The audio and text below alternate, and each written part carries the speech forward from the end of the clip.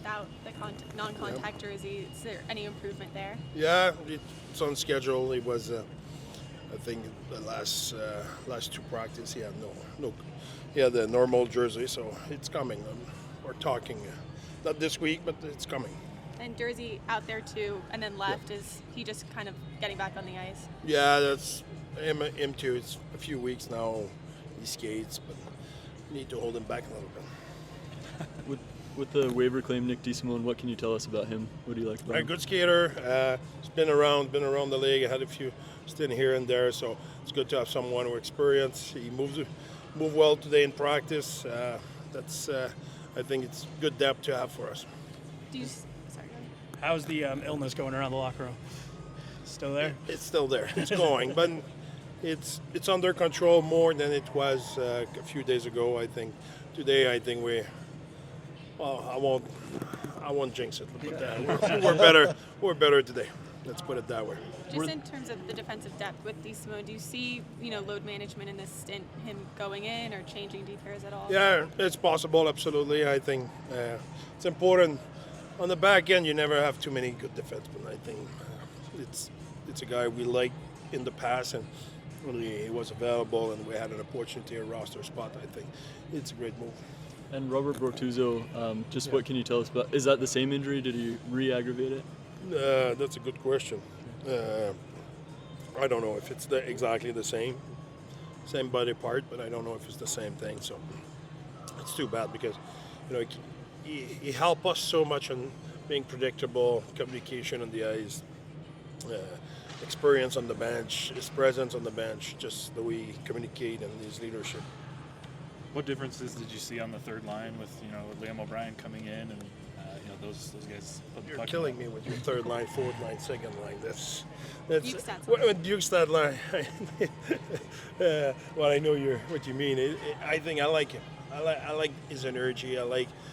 He's predictable. I think he helped Crosser and Boogie in a sense of what's the next play. He communicates a lot on the ice, and he drags you in the fight. You cannot have a night's off with Obi. He's going, and saw it from his first game. The same thing against Dallas. I like he's predictable. What have you liked about how he's just handled this season, not being able to play a lot? It's like I said to Cole last week. It's amazing pro, amazing teammate, amazing to have him around the team. It's not easy when you're not playing, and every day he showed up with the objective to get better, leading the charge in the skill, leading the charge in the gym, leading the charge in the video, asking questions, wanting really to be better. And he had an opportunity. He missed a few games. He played one game, and he was not up to par in his opinion. And that's what he said. He said, that won't happen again. Next time I will have an opportunity, I will be ready. So he really have a mindset which is amazing. Do you plan on keeping that combination together this week? Yeah. Yes. And then Ingram on conditioning loan in the AHL. Yeah. Just what does that do for him to be able to maybe have less mental stress of getting to an NHL level as quick as he can? Yeah, I think it's important for him to have he missed quite a bit of time, not just missing time in terms of his injury, but practice time and conditioning time and stuff like that. So to have time for him to go back there and have some action, practice in game, I think it's amazing. Like at our level, the practice are really limited. So over there, he has more practice time, more shots, longer practice. We had a long practice today, 46 minutes. It's a long one because we have 3 days between games. So it's rare you can have that in the NHL.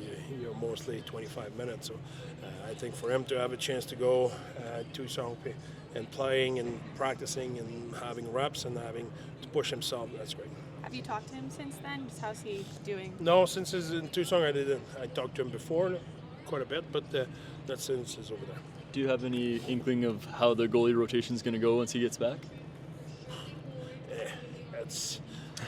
I don't know if I will be alive back then. That's way too far from me. No, I don't. You want to have two good goalie who can play every night, and Stubby has been good for us. Obviously, that will be two veterans. Will be surely a different discussion, which is your question, but How exactly that will shape up, I don't know. Bocelli scores twice this last game. Do you feel like there was a direct correlation with him playing alongside, Stenlund and Kerfoot? Obviously, he scored that first goal. That's a good point. With the other two. But. That's another good question. I don't know. I think he got in that game with the right mindset. I think he played well, and everybody looks to play well with Stanley and Turfy, but I think he contributed offensively, but not just that. I think he was really competitive in his battle. I think he played a good two-way game. He was quick on his outlet. So he did a lot of good stuff, and obviously it helped when the puck goes in, when you're an offensive player, it helped your confidence and everything.